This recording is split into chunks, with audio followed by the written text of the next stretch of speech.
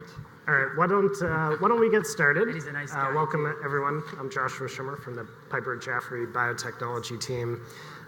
Pleased to moderate the panel on gene therapy commercial readiness, which I think is the most important topic and challenge facing the field today, and one that's making progress in finding solutions, but still a long way to go. Maybe to start, because I don't think anyone wants to hear me, Arthur, why don't you start with a quick intro about yourself and maybe just a quick snapshot on Homology. Sure. Hello, everybody. Arthur Tzianabos, CEO of Homology Medicines. It's a company that's based on AAVs that can mediate gene transfer, gene therapy, as well as gene editing, based here in Lexington, Massachusetts. Great. Faraz? Faraz Ali, Chief Business Officer, REGENXBIO, another AAV-based company using the technology from Jim Wilson. We're based in Rockville, Maryland.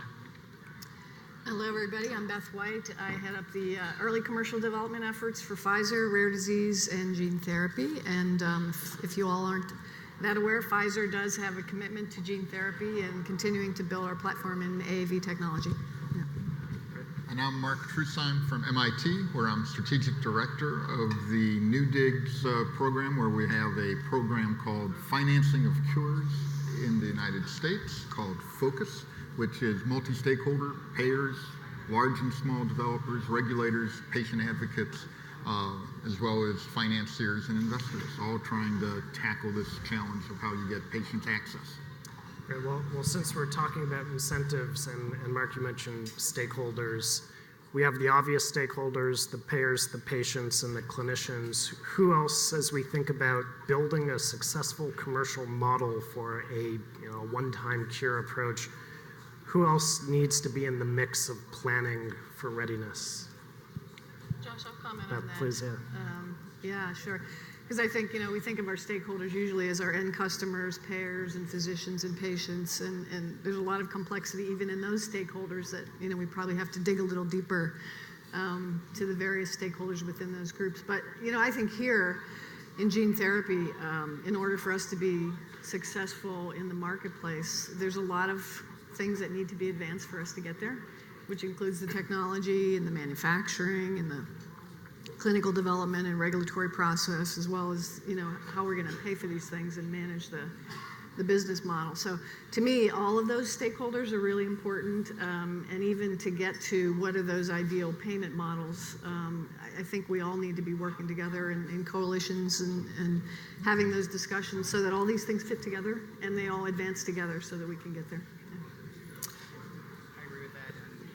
And the other two I'd mention is I guess one thing I would mention is policymakers, obviously. So when we think about some of the kinds of creative financing opportunity solutions that are being envisioned in these multi-stakeholder groups, inevitably some of them require legislative changes or policy shifts, and that will require the policymaker stakeholder group. And then the other one that doesn't get a lot of attention, people talk about physicians, but I think actual hospitals, like hospital administrators, hospital systems, people who understand the economics and the logistics of the site of care and delivery. Sometimes they have a different perspective than a treating physician, and they think about the economics and the value and the logistics of these novel therapies differently, particularly in the case of the ex vivo autologous cell therapies. I think that's a underappreciated stakeholder group that also needs to be engaged separate from the payers and physicians and patients.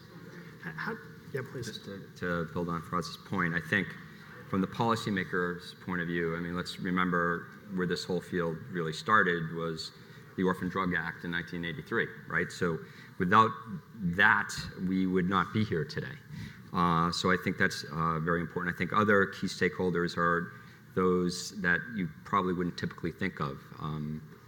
Patient advocacy groups, the patient voice, media, social media.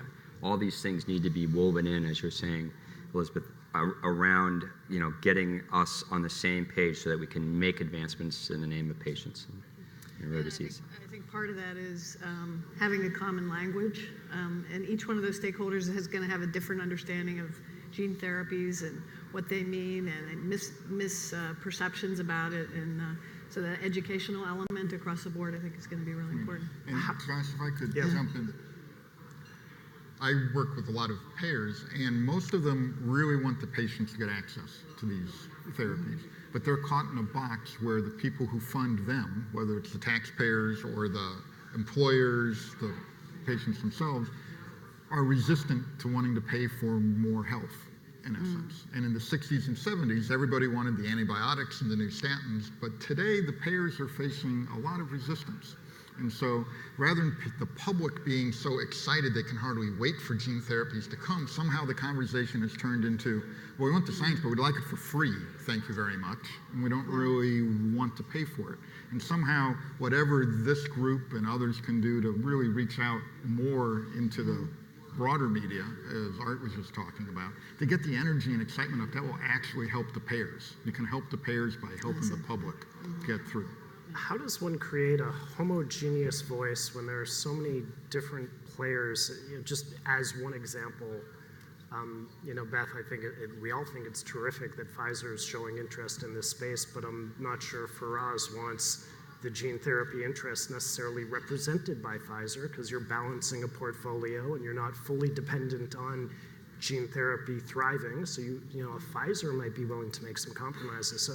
So how does with all these different interests, how do we come together to create one voice to make progress? So I think one, and this is a shout out to the organizers. So one, the Alliance for Regenerative Medicine is doing an outstanding job bringing people together of all stripes, the different technologies, different size companies, and different stakeholders. So they've already brought them all under one roof, and the dialogue is happening, and we're finding those areas of shared interest. On any given topic or technology or disease, there may be a incongruence of interest, but we are finding the common platform for shared interests and then beginning to articulate them in terms of policy statements and white papers and whatnot. So I think that that is one way in which it's going to be accomplished. And the MIT NEWDIGS group is an example of another umbrella under which stakeholders are coming together. So I think it's if you look at the example of bio and other pharma, those are other examples where there are people whose interests aren't always aligned, but they find a common area against which to sort of advocate policy positions. So I think that's going to happen in this space too, and there's already examples of that happening. Yeah, and what we're finding at NEWDIGS is if you get people focused on specific problems, so we employ a case-based method where we look at real products and get all the stakeholders together to say, well, what challenges does this product cause to whom and how that is preventing patients perhaps from getting access? It's remarkable everybody comes together pretty quickly about, well, this causes problems for this stakeholder, and here are a set of tools that could alleviate that problem, and then another stakeholder has certain challenges, and they work together remarkably creatively and collaboratively pretty quickly, as long as you keep them out of philosophy. Right? If you keep it specific, it's great. If they start getting into ideology, it becomes more difficult, I think. And this is going to be a fragmented group. All the therapies are not the same. All the indication types are very different. So it's not going to be one size fits all. Given the way Pfizer is structured, do you feel like you can advocate for the field as a whole? Yeah, absolutely. I mean, these things, the Alliance for Regenerative Medicine, there's a number of working groups that we're involved with, and MIT NEWDIGS, and there's Duke Margolis, and there's the National Academy of Sciences is having a policy forum, and I think all those things are already starting to work. We don't have all the answers yet, but we're having the right conversation about the right questions, and for us, it's great. I mean, and everybody has something to bring to the table: big pharma, small pharma, academia, and so forth. So I think those coalitions are key, and we're very interested in participating in those. Yeah. And I do feel that because we're rallying around a mission, as you're saying, Mark, that the conversations between the big guys and the little guys are pretty aligned. That's been my experience over the years. So the GSKs and the Pfizers, are aligned with the REGENXBIOs and the Homologies of the world, because we're all focused, I think, on the ultimate same goal, and that is to move this science forward so that it's clinically applicable and it's ultimately going to help in a transformative way patients at the end of the day, in most cases, rare genetic diseases. Actually, Arthur, I'm really glad you brought up that point, because actually, in some ways, Josh, the really interesting shift has been that companies whose put it bluntly, their lunch may be eaten by a curative therapy because the chronic sort of model is being challenged.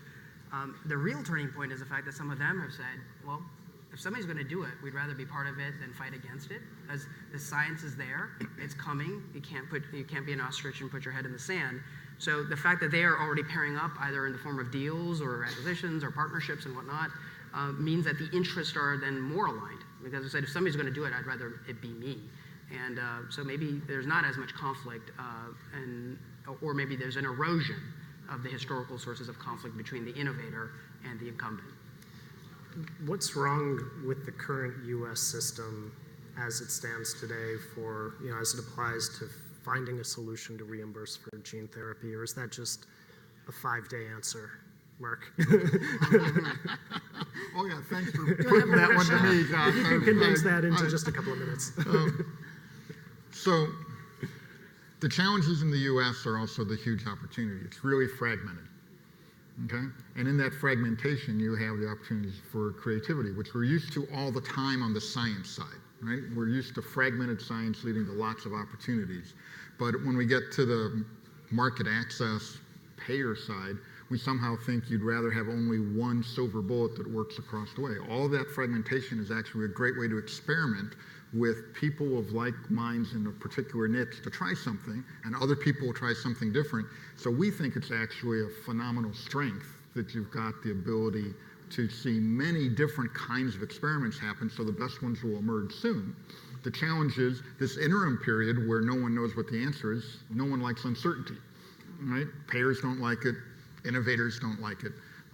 And I think that's the challenge.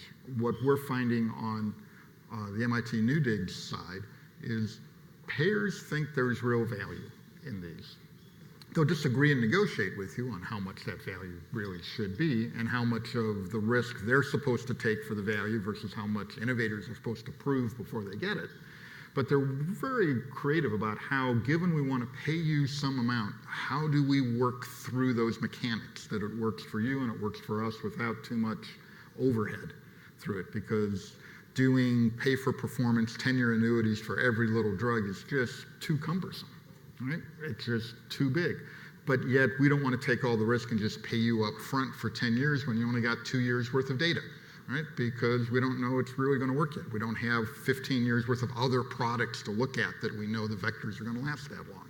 So they're really searching for what's the right way to do it that's fair but efficient from their standpoint. And again, they have this total affordability problem, that if it's only a few products, not a big deal. But if there are a few huge products that surprise them, like they got the Sovaldi wake up, right? Then that causes them huge challenges through all this. So they need some better line of sight, which FDA sometimes makes hard because you can't talk to payers too early about what these are going to look like. But also there's just this, how does it all add up? If there's a few products a year, no big deal. And they're small indications, no big deal. 20 products for cardiac disease and Alzheimer's hitting over 3 years, that's a problem. Right? And they don't really know what that pipeline is going to pay off yet.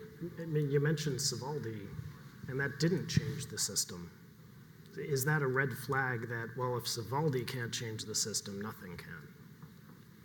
Sovaldi cracked the system. Right? So they're more interested in having that never happen again kind of process. Yeah, because And I think that's what we're doing. We're planning early, we're talking early about how we're going to manage it. Yeah, exactly. I think Sovaldi woke up the system to the need, and we often use that as an example to say, like, that was a one-off, but then what's not a one-off is this pipeline, a wave of curative, potentially gene and cell therapies coming your way. So if you didn't like that, then let's work together, because we're not talking about one-offs. We're talking about an entire, like, scores of indications under development that are coming your way, so you have to work together. I think it's real interesting what Mark said about the fragmentation actually makes an opportunity. Because as we've thought about it and talked to different payers, and everybody's saying, well, what's the payment model going to be? But I think as you learn about all the different possible payment models and talk about where the circumstances can fit, I think the answer is going to be, there's going to be a lot of answers. Depending on the payer, depending on the disease, depending on the healthcare system, and if it's a large payer or small payer. And I do think we need to start, as we come into this, and it's going to evolve, and it's not going to all be a tsunami at one time, but start to experiment and dare to try with certain models and see how it goes and evolve them. But I don't think it's going to be one answer. Yeah, and it'd be great for the community to talk with their experiments. Just like we run clinical trials on the clinical side, talking more about pilots and experiments on the reimbursement side. What worked in this particular case with a Medicaid plan is going to be very different than what works with an Aetna and a large commercial plan. They just have different needs. The states can issue state bonds tax-free. Aetna, not so much, right? Aetna has huge cash reserves. They don't really have the cash challenge that Medicaid has, but they have an income statement problem. They got to manage the income statement appropriately. So they just have different needs. Different financing tools are there. Once you get past how much is the value of the therapy, and that will depend on how well the science works out. That sounds like something that takes a lot of time. Do we have as much time as it's going to take, or do you think there might be some early casualties along the way from those that went and highlighted the failures of the system and learned along the way so that, well, it'll benefit the next wave? I think that, we're going to see lots of data this year. There's a lot of trials that are reading out this year that are going to really drive sentiment around this. And I think the more positive data we see, that's going to drive people towards we need to figure this out. And I think to Mark's point and Elizabeth's point, the fragmentation leads to great innovation. I feel like the U.S. is known for innovation, and I think there's a lot of open-mindedness to new science, new therapies, and new treatments. If we don't pull together and figure it out, it's going to be foisted on us. It's going to be mandated. And I think that's what's going to drive, a solution sooner rather than later. Otherwise, nobody's going to like, having the government come in and say, okay, this is the way we're going to do this, and it's one size fits all, and nobody's going to be happy at that point. That's my view. I want to say two things that are really going for the U.S. system. We talked about innovation, and when transplantation was introduced, 3 decades ago, probably now, or more, approaching 4 decades ago, people had substantially similar questions that there was uncertainty about this new modality, whether it's solid organ or hematopoietic stem cells. There's a lot of uncertainty about the science, the medicine, would it be durable, would it pan out? And these are extremely expensive. And guess what? Out of that emerged, reinsurance as a model. So there was financial innovation that accompanied the scientific innovation and the medical innovation, and it wasn't lagging by 10 years. So where there was a will and there was a need, we found a way. So that was 4 decades ago. I think we're in a position to do that, again, in response to this wave, and even better, because we have even more financial instruments at our disposal. The other thing that's really going for the U.S., despite the fragmentation, is, we're not holding the value to a single metric, and I'm picking a little bit on the UK. So incremental cost effectiveness ratio and QALYs and whatnot, and how do we have this methodology, and how do we fit these really great therapies that might be really expensive into this one methodology, right? And they're and we're not restricted in that way. I think there's a more openness to value innovation and to not hold it accountable to a single measure, and that goes in our favor as well in the United States. Maybe we can talk about let's get a little practical here and talk about some of the options that there might be. I guess one option is you have an amazing new therapy, doesn't affect that many people, and you charge $4 million for one infusion. Can that work? What can the system evolve to accommodate that? Maybe a big upfront payment with a reinsurance scheme that you turn into an annuity, kind of weird, because the last thing you want to do is go solve everyone individually. So let's start there. Is that a viable model, or why not? Why not?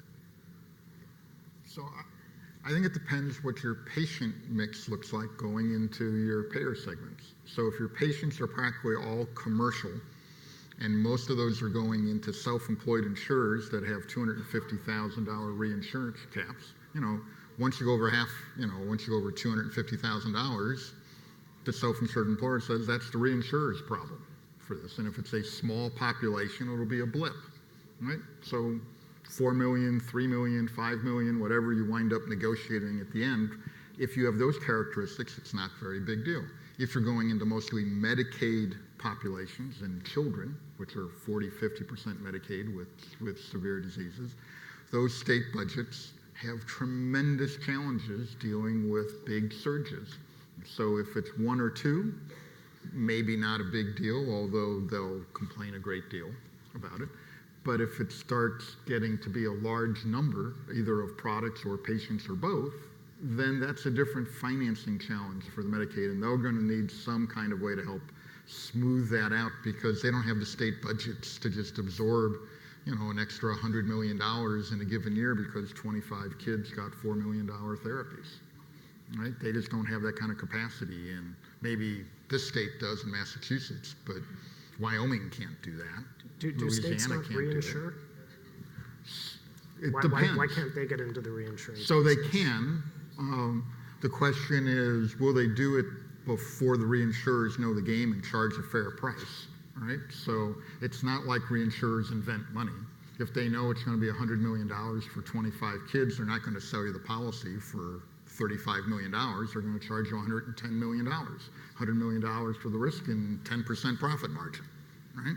So that doesn't really help, right? Unless you're smart enough to catch the reinsurers before they wake up to the fact your products have happened. That'll be the first year, maybe the second year, but then the rates are all going to go up.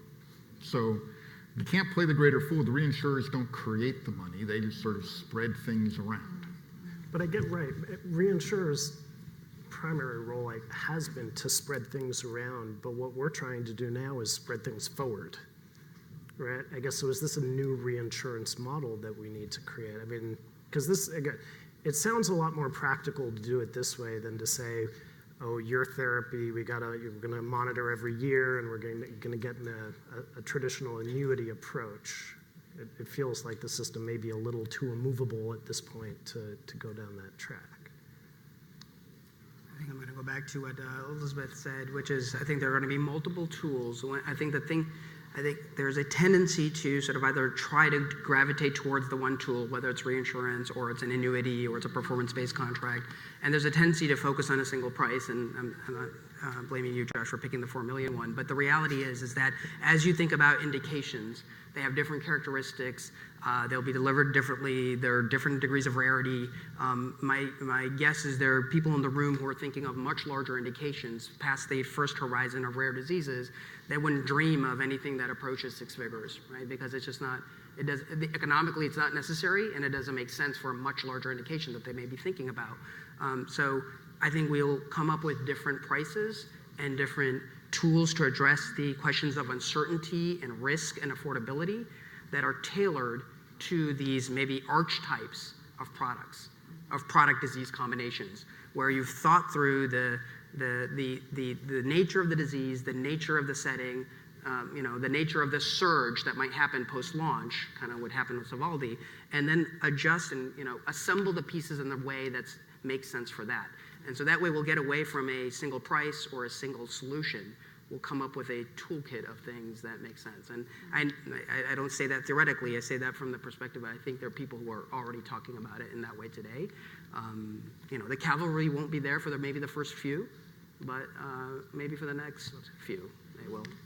The other part of the equation is, companies being responsible around how they're developing these products. So in other words, making sure that they're showing benefit that's truly, going to mean something to that patient. Making sure the trial is powered in such a way that there's no question that this drug or therapy works. Making sure that you have had those conversations with payers and are very clear about what the benefit is. So I think, the thinking should go into what you're trying to develop very early on. And I know with our company, we're already thinking about that. Because we don't want to be in a position where you're trying to command premium price with a so-so product. And I think, unfortunately, that's kind of happened already in this field. And now we have to kind of get over that hump, because that's really, right now what we're up against. I'm not picking on any one company, but I think that's been something that really has set us back. And I think we just got to focus on making sure that what we're producing or what we're developing is going to be transformative. how do we then factor into these equations the fact that, at product launch, there may only be a few years of follow-up, right, for a therapy that could theoretically provide one more year of benefit or a full lifetime of benefit?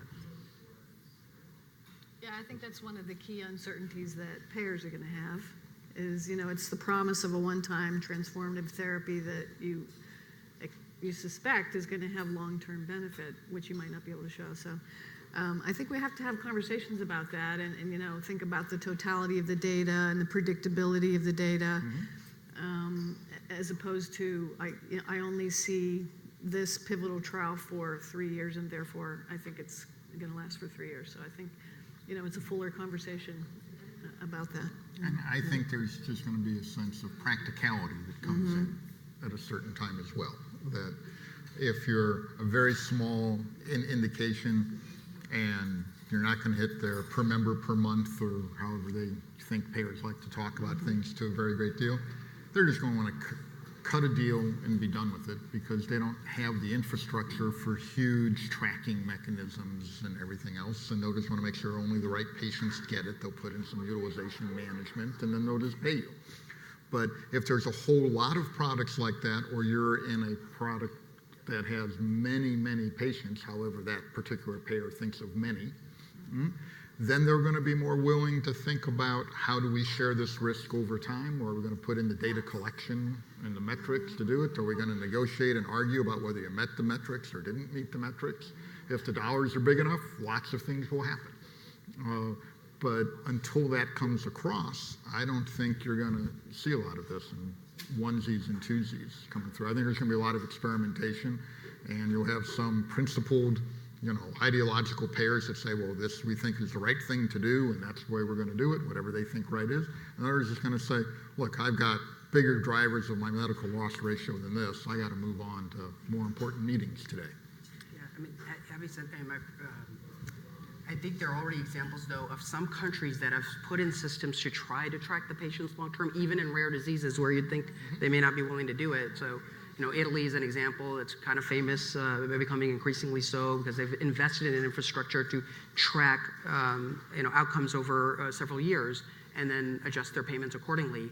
My previous life, I was at Genzyme, commercial for rare diseases. I remember, even a decade ago, the country of Australia used to use the Genzyme registry and the tracking the patients over the long term and use the annual assessment of patients coming from that registry to determine whether they were going to pay or not pay Genzyme for those enzyme replacement therapies and how much, right? So they were actually tracking, maybe not so much at the individual patient level, but at the aggregate level, are these patients meeting their therapeutic goal or not? And based on that, you're going to get your payment or your contract is going to be favorable or not. So, I mean, that was, again, happening in rare diseases a decade ago in Australia. Again, I feel, maybe I'm too bright-eyed and bushy-tailed. I feel that we will find a way to do it where it is necessary and valuable. Not do it just for the sake of doing it and not do it as a big academic exercise, but where it's necessary and valuable, and that will be probably determined by the payer where they want to see it, and they'll invest in it, and that's where it'll emerge. Where I disagree with you a little bit is I think it's a great opportunity for all of you to gather together and help put the infrastructure and metrics in place, either through patient advocacy groups or others, to capture these metrics. The burden of proof is going to be on the innovator to say, you have evidence for 3 years, I want to get paid for a lifetime. Right? The payer's going to say, well, great, prove it. When you've proved a lifetime, I'll pay you for a lifetime. And say, well, let's do pay for performance along the way. The payer will say, great, but I don't have the data systems to do it. Do you have the data systems to do that? And doing it for every little disease is just not practical. But that would be a great place for the community to come together and do something in therapeutic areas across all the hematological conditions, for example. You just track all the patients with the professional societies. A great example to build on and support what you're saying is for transplant, again, drawing on that example, which I think is relevant, there is the CIBMTR, the Center for International Bone Marrow Transplant Registry, and whether it's a transplant for large indications or for the ultra rare, all of that data has to be placed in one place, and you don't get your payment unless you've put your data there. So there's examples where people have created a broad registry to capture a full range of diseases, and there is annual dialogue on value versus quality of outcome. But I want to go back to what Art said, because I think, here we're talking about durability and how much durability can you show, but I think the point was really well taken, that you have to have robust data to show that you actually are bringing something valuable, even if it's relatively shorter duration than you think it's going to last. And I think that's really critical. Just because you have a one-time therapy that you think is going to last for a lifetime doesn't mean you garner a high price. It needs to be worth it. So I guess, I hear both, payers don't want to adapt to a new annuity type model. It's so complicated. I also hear, payers don't want to pay a lot up front. I mean, you kind of have only those two choices, or just to refuse, which leaves the patient out in the cold. But I mean, what's your sense? What do payers want, and how much are they willing to bend to accommodate these new therapies? I mean, my sense is, if you just look at the current state right now, you have a situation where they have a budget, and if you want to swamp that budget right out of the gate with a one-time upfront, that's just not going to happen.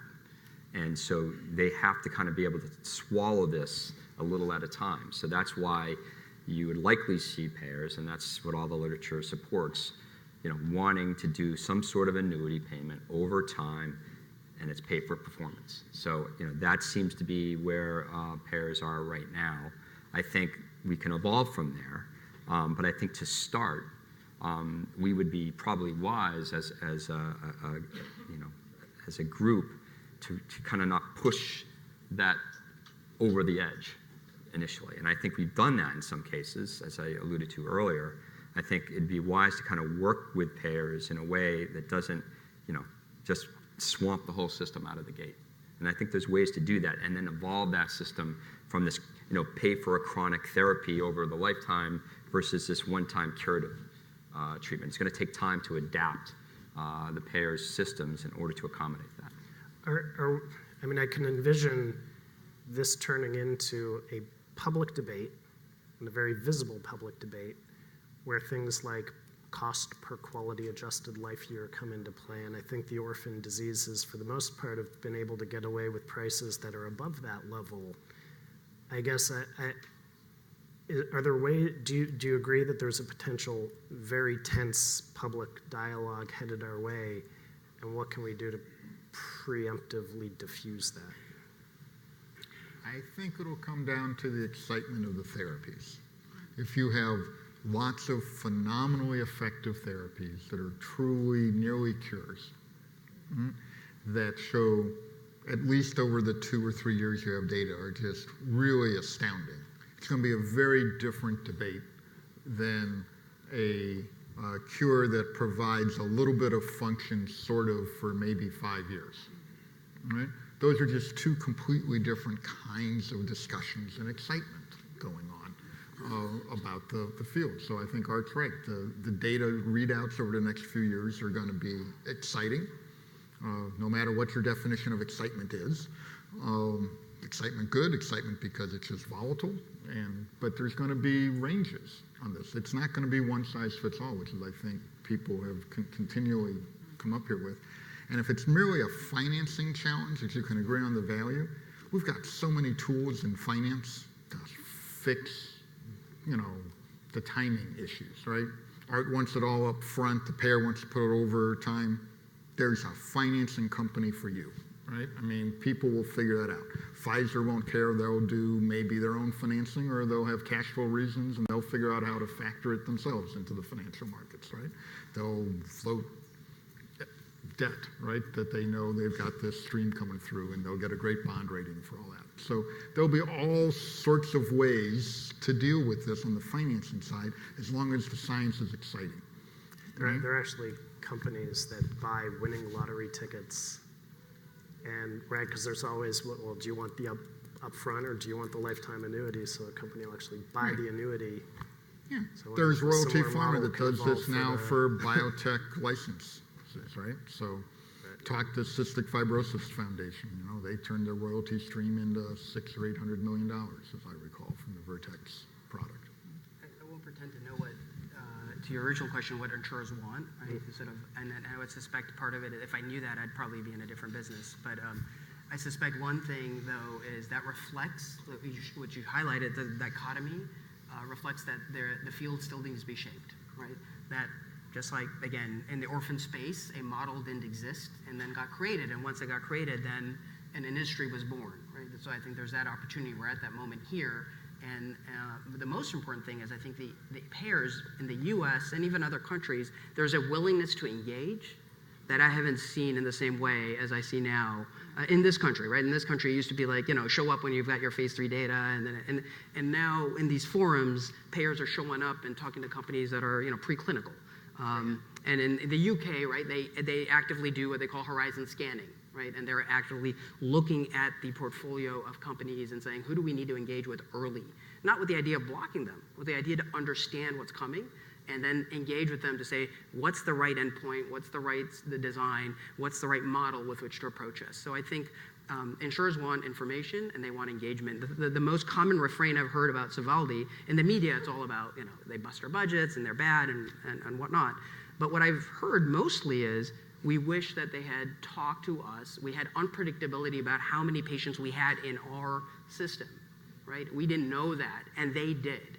And why didn't they, at least, they didn't have to come and talk to us about price, but at least allow us the opportunity to know what's coming and tell us what the epidemiology looks like in our system or in our region or in our Medicaid. That's what they were hungry for, and that's what they missed the opportunity to model that out and make adjustments accordingly and to prepare their system. So I think there's something to be learned there. At our MIT NEWDIGS, this isn't the first time we've run multi-stakeholder programs. We did one on adaptive licensing 4 or 5 years ago, which also needed payers at the table. And it was really hard to get payers to show up at all. On our financing of cures initiative that we're running now, they keep showing up in droves, right? We're not having any trouble getting payers to show up and engage in these discussions, which is really different this time around. I think Soldavi might have really scared them into that. I think that's a really good point. It's the hand of God. Yeah. The way that these things are actually coming to the market, like Sovaldi wakes everyone up, and then the next product potentially to come is the Spark drug, and that actually may be the right next product because there aren't a lot of patients. It's not going to break anyone's bank. There's an opportunity to premium price and set a bar for moving from there. So it'll be. Well, and part of the challenge the payers are seeing is they actually believe your pipelines. Some of them have been doing the horizon scanning. They forget to apply probability of success to your pipelines. They took the ARM numbers and they said, we're going to have 800 products in 15 years, each one at $1 million to $2 million. They ran the number because I know they brought it up at one of our workshops and they put the number up. It had a T. It had, it was a big number with a big T at the end. And they said, we cannot do this. Okay? So they believed it, but they're still fairly naive about how to do the horizon scanning and how to make it happen within their populations.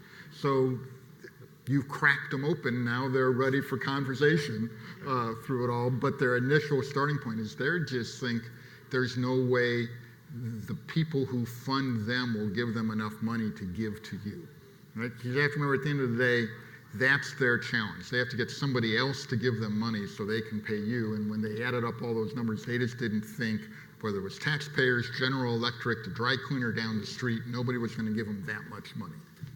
We'll see if there are any questions. Yes? So first of all, just to comment on Gilead, if they had spread their costs up in the annuity system, their stock would be massively more valuable than it is today. You don't get paid the same for bringing in that much money that quickly. But that said, do you have to solve the problem, since we don't have a single payer system here, of transferring the obligation on an annuity when you have switching going on between insurers? So it's been the question for those who couldn't hear it is, on the annuity, yes, the payers are very concerned about the patient switching plans and that they'll pay the $4 million and then the patient's going to go help somebody else avoid things. Now, that's true. You get them sort of to think this through a bit. It's true if there's only a few products, but if you remember what they do with diabetes, with cholesterol-lowering drugs, which Pfizer had a very good one, still has, right, on all these. That had the same problem, right? You had to take all the cholesterol-lowering drugs, you avoided a heart attack in 20 years, right? Well, why weren't they worried about that? Because they believed everybody else was paying for the heart attack drugs too, and so everybody was switching, it all evened out. They're worried with these conditions, it's too lumpy. But if your pipelines succeed, it won't be by indication it smooths out, but across all of the conditions, it kind of will. And then it doesn't bother them so much. So it's either too small to matter, or it gets big enough that it all kind of washes out at the end anyway, right? And they're starting to figure that out slowly, right? Through all I'm so glad this. that you mentioned that, and we've talked about this before. Again, using the transplant example, 40 years now almost of solid or liquid tumor transplant, and nobody has ever said, well, we're not sure we want to give you that heart, give you a heart transplant, because then you're going to go, in 2 years, you're going to move on to another system. We just don't ever have that kind of dialogue when it comes to solid organ or liquid tumor transplants. And they're happening. There's millions of them happening around the globe. So I think there's a little bit of like, let's reset the frame of reference here, and let's remember that what we're doing is in some ways not that different. What is different, though, is that with the volume of therapies and the sheer range of indications, both small and rare, there is an opportunity to go much bigger than transplant has ever been. So something that might have been a small thing and was tolerated in a small way, but the principle still applies. It's a false belief that I cure all these people, they go elsewhere. The reality is for everyone you cure and send away, somebody's been cured and they come into your system. And so by osmosis, it gets tackled. Otherwise, it's too small, and then you have reinsurance products to handle the too small one-off situation. So I think some of it is we also have to bring the temperature down. Raise the awareness of the pipeline, but bring the temperature down on price. I saw the ICER report, which I overall support the ICER report. You had mentioned it, Josh. It's a well thought through report, but somewhere in there they do a calculation that if all these rare diseases had $1 million thing, it's going to be huge. It's going to be $3 trillion, like $3 trillion to cure all these rare diseases. And the number of ways in which that math breaks down is laughable. And the number one of which, you could have said that when the rare disease chronic, enzyme replacement therapies were developed.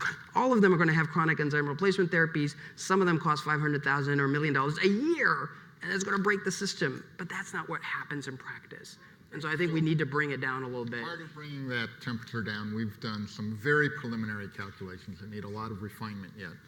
But if you take reasonably fast but still adoption curves, you sort of age out your pipeline, right? Given some probabilities of success and how long pipelines take to get there.